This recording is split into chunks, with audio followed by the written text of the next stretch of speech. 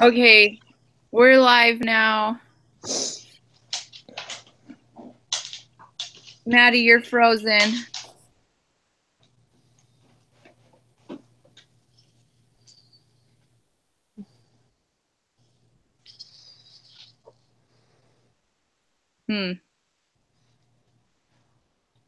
Should one of us just say the prayer? Oh, wait, is she there? I can't really hear her. Hear me? There, now I can barely hear you. Better.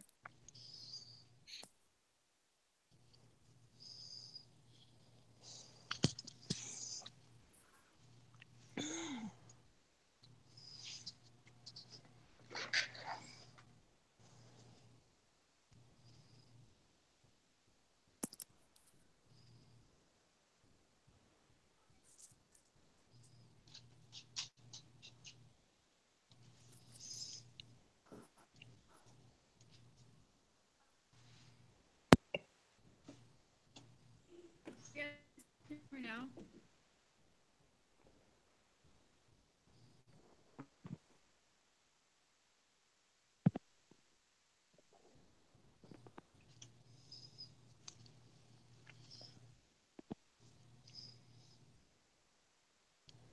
All right. Maddie, is it okay if one of us says the prayer while you're fixing your Wi-Fi?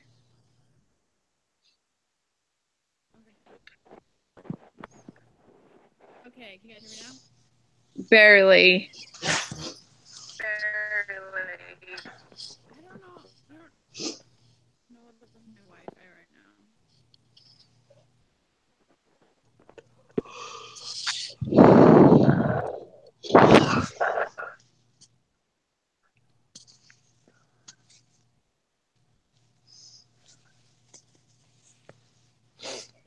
Did we pray? You want me to pray? No, we haven't prayed yet. Are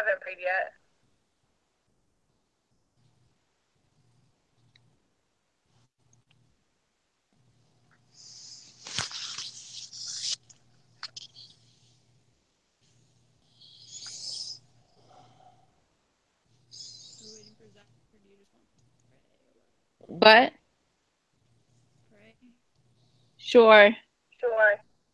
Okay, or do you want to wait for Zach? He should be on in a little bit. We can just start without him.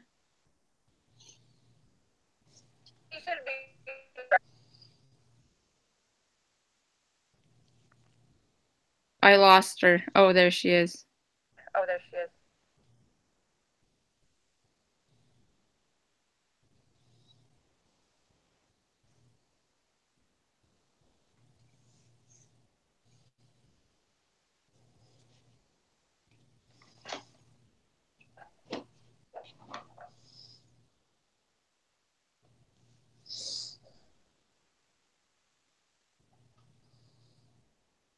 Vanessa, what do you think we should do? I don't know. Do we want to? Is it her internet connection? Is it your internet connection that's causing the trouble?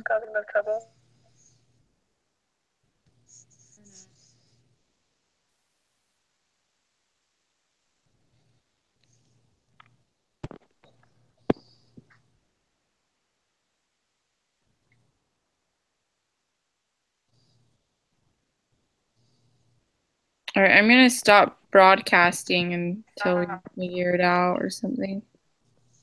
1 second. Maybe we just need to do a whole nother phone call. Well, I don't think it's a phone call because it's working for us.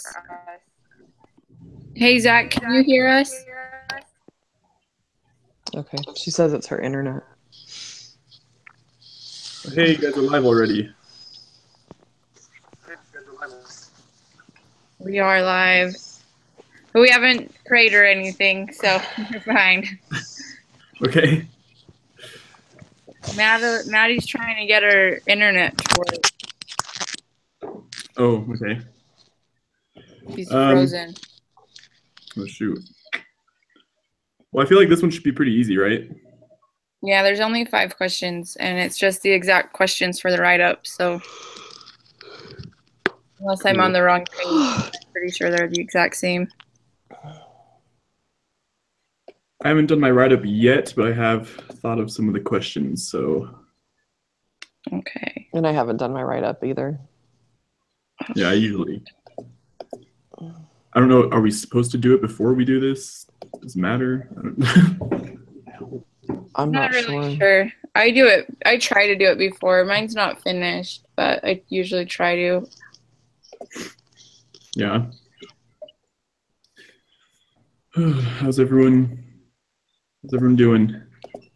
Good. Really tired. Should we just pray, even though Madeline's still working on getting on, or should we wait for her and stop broadcasting? Let's just The go last for time it. she was able to connect with her phone, so maybe she can join the call with her phone. Yeah. Should we get through at least the prayer part? Yeah, let's do that. Yeah, let's do that. I can say it. Okay.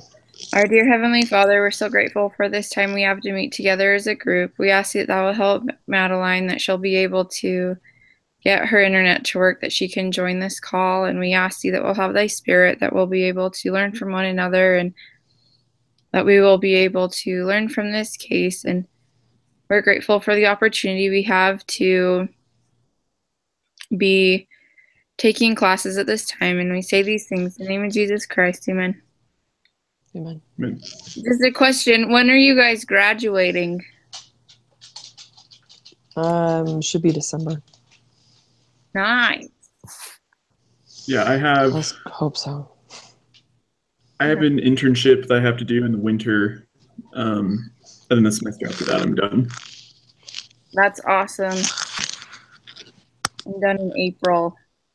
How about you? April is when I will be done.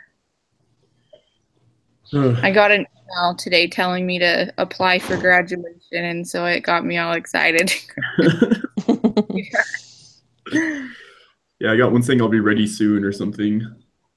It would have been April for me, but I deferred last semester because I was just working and stuff, and it was just unprepared for it.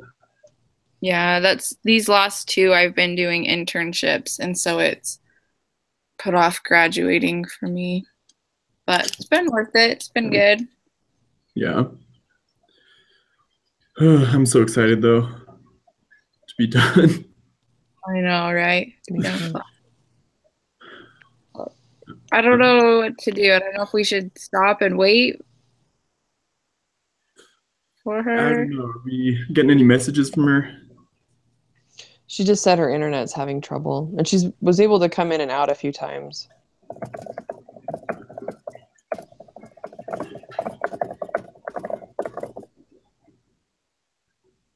Just, I don't know. Trying to reach out. She could even comment through the chat and we could read what she says. I don't know if that would be too hard if she can't get it to work. Yeah. Well, if she can hear us, that's one thing, but if she can't hear us, then it makes it very, and then she can comment with the chat. Like I've done that in other groups. I think we even once did this in this group. But if she can't hear us, then it makes it a little bit more difficult because you have to type everything out. Yeah, she's not even here right now. You make the call, Beck. Huh? You can make the call of what we do. Let's send her a message. Somebody text her. That's Yeah, I was just gonna text to the group.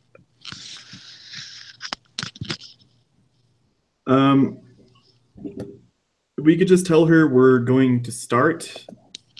And if she updates us, then we can maybe pause and try to get her back in.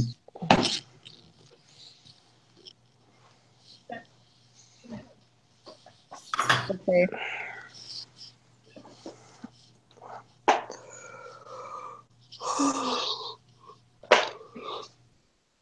So dramatic.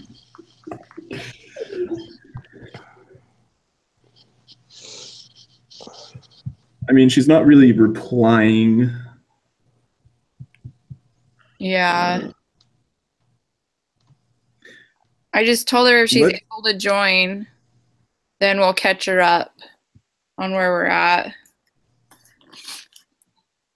Yeah, let's do that. We can always say on the report thing that she, tried to join in and just have bad internet or whatever. Yeah. Okay. Well, then let's get started. So it's just the 5 questions in the prep assignment, right? Yeah, I'm pretty sure they're the same questions. Okay. I guess I'll pull up the real one just in case.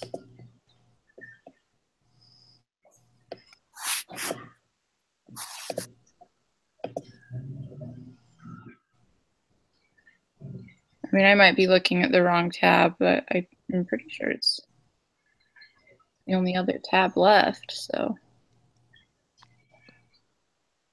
Oh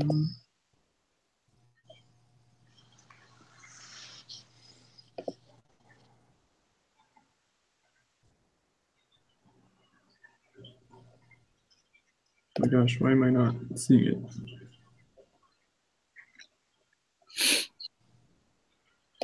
There we go. Okay. Yeah, it looks like it's the same. So let's just get started then with number 1. Assess the venture from... Maybe she's back. Madeline just popped back in, so maybe she's back. Oh, she is. Hello? Can you guys hear me? Yes. Yes. Yeah, we can see you, we can hear you. It's great. Great.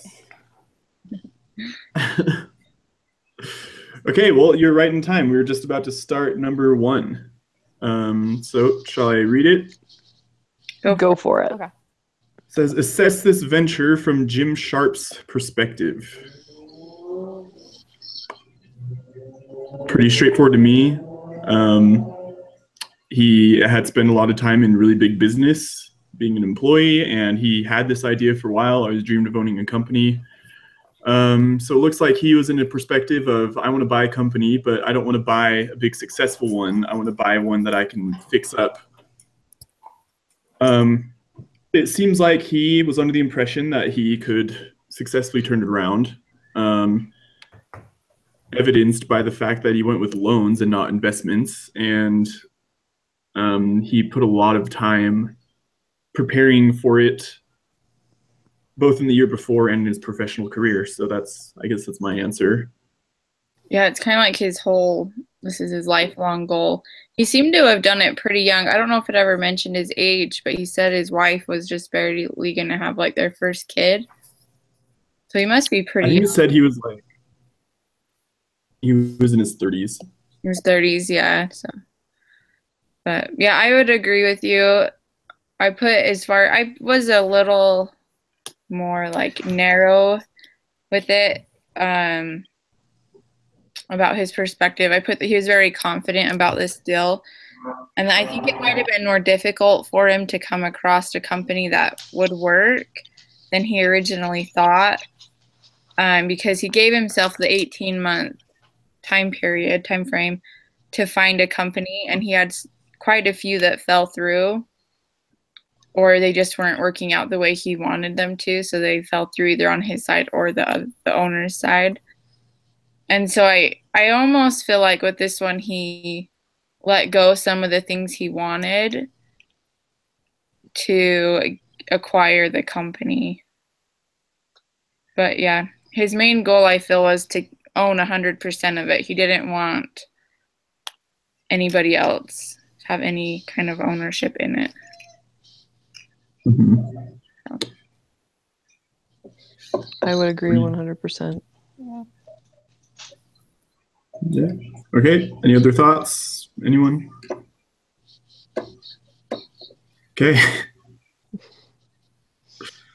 Number 2. How has Jim Sharpe purchased this venture? What are the implications of this financial structure? You basically said it earlier. Loans and credit was how he did it. It's a lot of money to put on. It was all like personal loans. I was reading a part about that. So like if the deal, I don't know, like if the business went down, like he's kind of screwed in a way, because he I was reading something about that. No, that's what all personal. I feel like he could have done it a better way than taking out these personal loans and credit on the company, because now if he loses everything or it goes bankrupt, like he can literally lose everything, like his house, everything. Yeah, because didn't he take out a line of credit on his house too? I don't know if he's liable on his house, but it's still at risk. It said, I don't know if he opened a line of credit, but it did say he could lose his house if it went belly up. Yeah. So he probably pledged his equity in his house as part of his assets. Yeah. For the loan. Yeah, I know he did the assets of the company. He also put on loan of the company he was acquiring to get the money. I mean, I guess it shows how confident he was in the idea. Whether that's for better or for worse is to be seen. Because, it could be failed, but I guess that's always the classic question. Do you go with debt or equity? It's like, do you take loans and pay up if you fail, or, give a permanent portion of your business to investors without the obligation of having to pay them back? I feel like I'm not bold enough to do the big giant loan route. I would rather do investors and give up a portion, but that's just me. Yeah, I don't think I'd want to be liable. Yeah, I think it'd be different if I could put more up front. I mean, he's only able to put up $100,000 of the $2 million. Where with, I think it was a Dropbox guy, one of them didn't even need to take out equity, but he just did it to get the funding. Even if he put it all up himself. And I mean, it would be different if you were in that kind of situation. You just had the money, but to just go and pull out almost $1 million. I feel like it would be too risky, at least for me. But yeah. Mm-hmm. I agree. So yeah, what are the implications? We pretty much covered that. Yeah, if he fails, sucks to be him.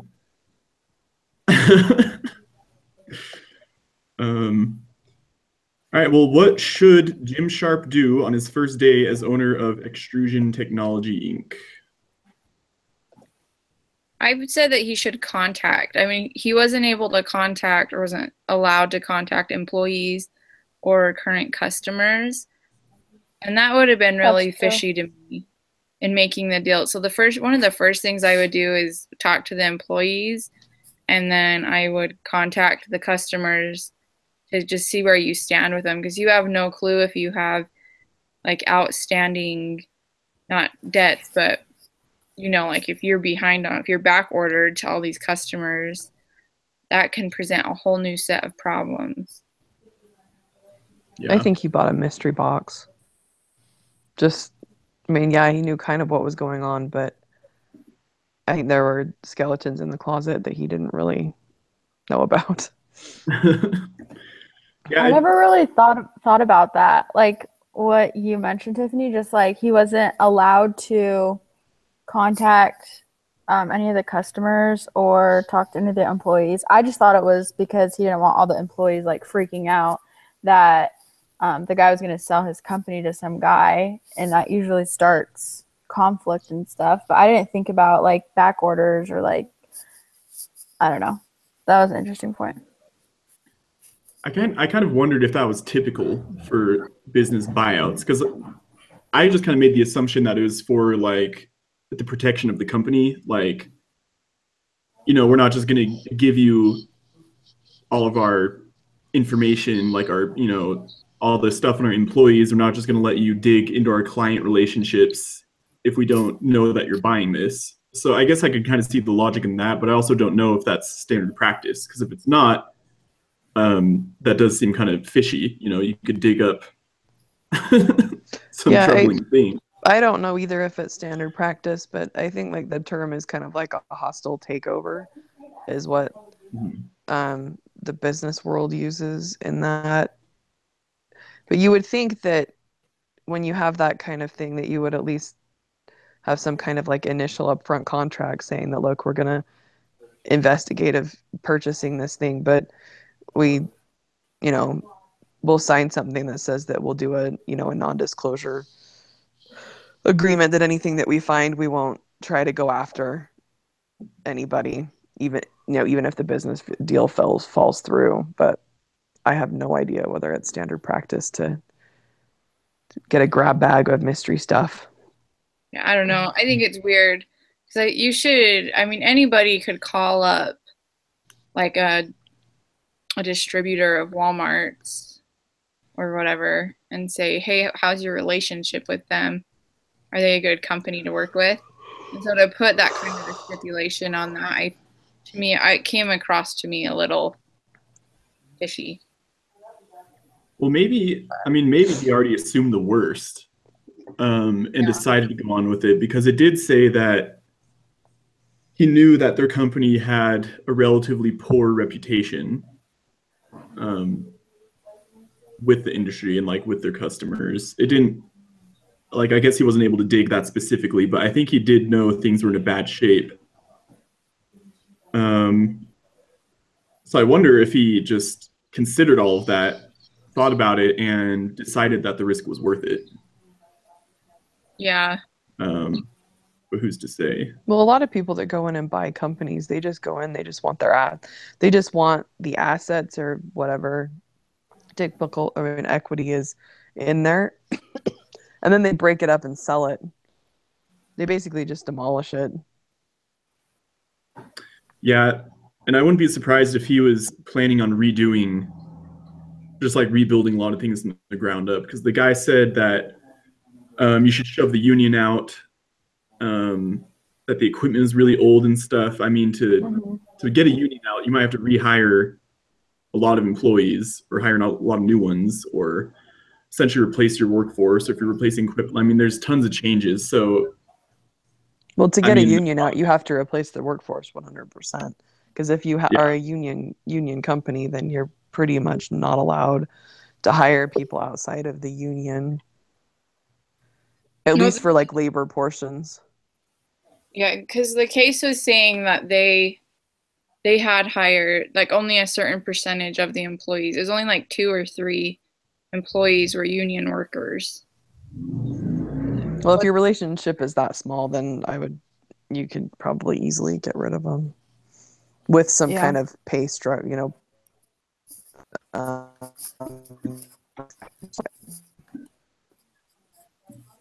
Yeah, you'd have to give them something to just fire somebody.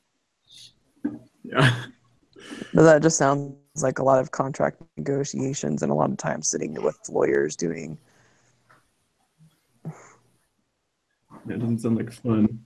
I think that, I don't know, the company, though, I don't think was ran very well, because the way they tracked inventory and everything, he might find that the union isn't as bad as the other guy said it was, because the other guy didn't seem to really be doing a lot. Well, and sometimes if it's just some simple business fixes, like, the inventory not being tracked well, doesn't necessarily mean that the inventory isn't there, that they couldn't, there isn't a profit to be made. Maybe just some tweaking of the practices that are already in existence would turn the company around. Yeah, well, they were over ordering inventory by a lot that they could have cut back on, which if he does that in the future will save a lot of money. Yeah. When going back to the question, I think that's essentially what he should do on the first day, is just, I don't think any major executive decisions should be made. I think he should just figure out the company. Well, if he hasn't been able to meet anybody, I would say the first thing is go in and see who your managers are, who is actually the people who are walking around doing stuff. Because if they're the ones that are screwing things up, then those are the people you want to purge first, not necessarily the, you know, down the line of employees, because the bottom may not be doing anything because of mismanagement. Exactly. And that's why I think it'd be important to just meet everyone and get a reading, because up to this point, he's only had one side of the story, which is the owner's side. So, you got to find out where the problems are, what your clients will look like, all that stuff. It's definitely a lot of work to be done. I wonder if he already wants out, he's just probably Janeway's grumpy and wants to be done. Yeah. Any other thoughts on that question? Nope. Okay. Well, so what should his action plan be for the next 6 months, the next 12 months? What should his priorities be? So I think that within the first 6 months, they should just review the policies and procedures of the company and try to get those either or replaced completely to make the company function better. But that, that's a 6 month, 12 month. I mean, that's kind of like a 5-year plan too. Right. It constantly be reworked. Yeah, I put to pinpoint bottlenecks in production, develop a way to track inventory and then implement it, set ordering to demand to prevent over ordering and waste of materials, develop relationship with management within the company, and develop relationships with current customers, and fix any issues that were not previously discussed with customers and employees. The answer is a lot more specific than mine. Yeah, same. Mine was just about the management. Well, I guess in my mind, it was like, I mean, you kind of worded it out specifically. In my mind, it was basically just in the first 6 months, like, learn the company, figure out exactly how everything is managed and run, and learn, the guy encouraged him to learn the equipment himself, learn how all the equipment works, and then learn where all your weak points are. I think those first 6 months, instead of necessarily trying to fix things immediately, just let it run its course for a little bit and identify where the problems are. And I guess relating to that, in the 12 months, I think once you spend a few good months just finding out the problem areas of the business, you want to spend those next 6 months starting to think of fixes. Yeah, you definitely did a better job. Well, sometimes any type of problem can be, become very apparent within the first short period of time. And if it's an easy fix without disrupting too much of everything else so that you still can get a feel for it, I think they shouldn't be as scared of implementing change or new things, even from day one. It should be just every day should be, this is going to work and this isn't working and we need to do this. Yeah, I could agree with that. Mm-hmm.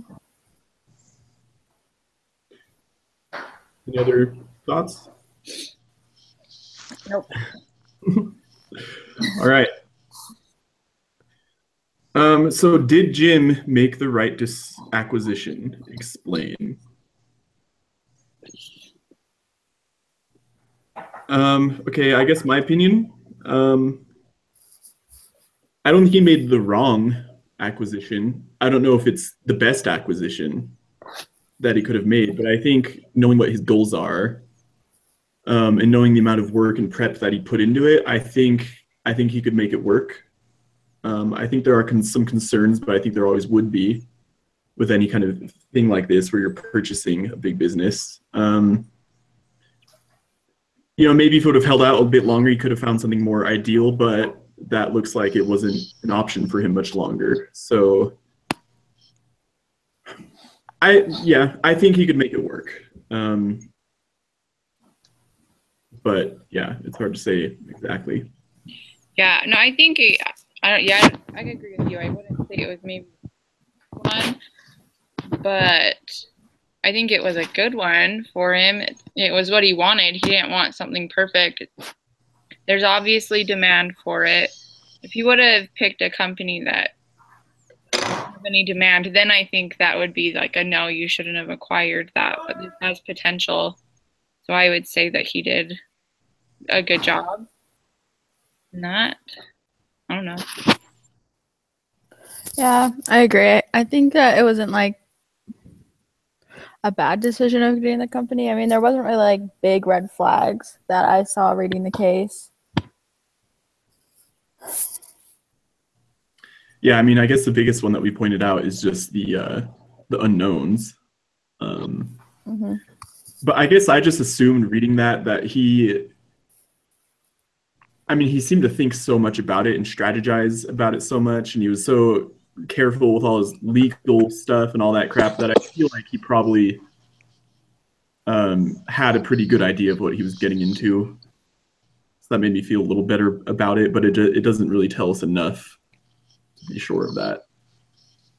Yeah, it would be interesting to hear, because they gave like the one guy's terms on selling the company, but it would be interesting to see their whole agreement.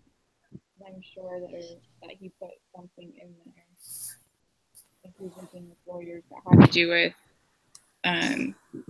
customer standing and stuff like that. Yeah. So, I don't know. Hopefully it went well. It was like 20 years ago.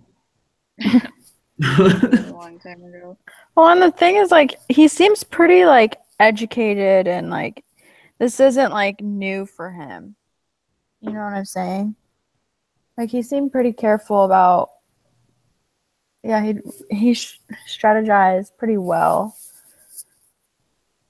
and it was kind of like his next final thing to do in life was just own a business 100%. Like, that's what he always wanted. And I don't think he would have got some sketchy deal without doing a lot of like the background check, even though I know the guy said that he couldn't like contact the customers or anything like that, but he must have done like more research about it, about that company. Yeah. Well, the other thing is maybe he just wanted something that had so many unknown factors in it, because this is what he wanted his challenge to be, is to kind of prove his abilities. So he may have had other offers that were more clean cut, more clear type thing, but that he wanted something that was more a crapshoot and a mystery, bigger problem to solve. Well, that probably is the nature of a lot of these deals in the first place, is if you're buying a company that's struggling. I feel like if it's not one problem, it's going to be another. Yeah. Yeah, and I feel like if... Oh, go ahead.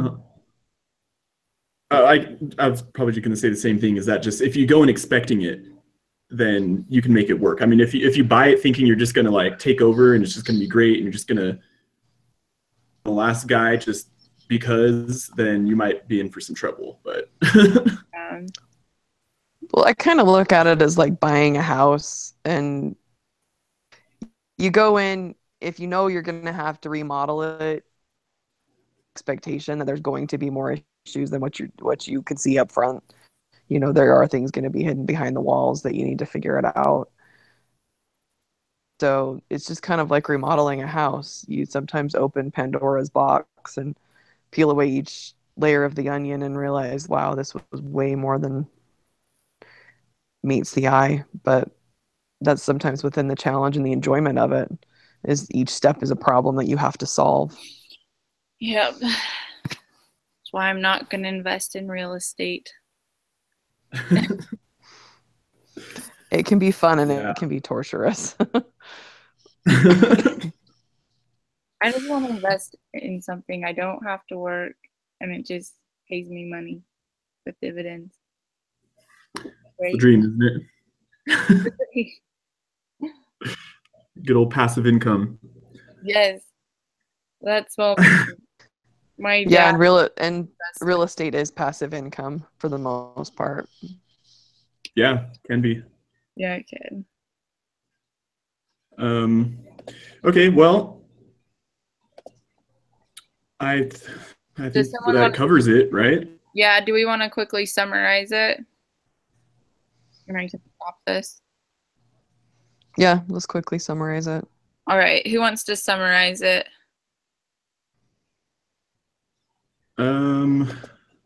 I did it last time. Does anybody want to take a shot this time? Really hoping that my brain will keep up with me.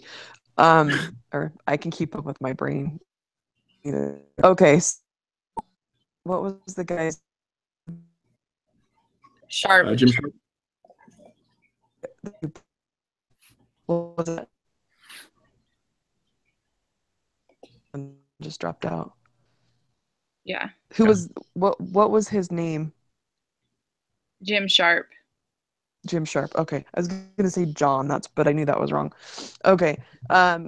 Jim we discussed that Jim seems like he made an educated, well thought out decision in purchasing this company. He did have a bunch of criteria that he wanted to meet. It appeared like for the most part that all of the criteria was met, all of his goals were met. To do within the first day, which was to go in and just meet everybody and kind of get a feel for the land and see what was there that wasn't uh, shown to him before the deal was complete, and then kind of mapped out what a 6-month plan to a 12-month plan would be of and then any to also just kind of work on.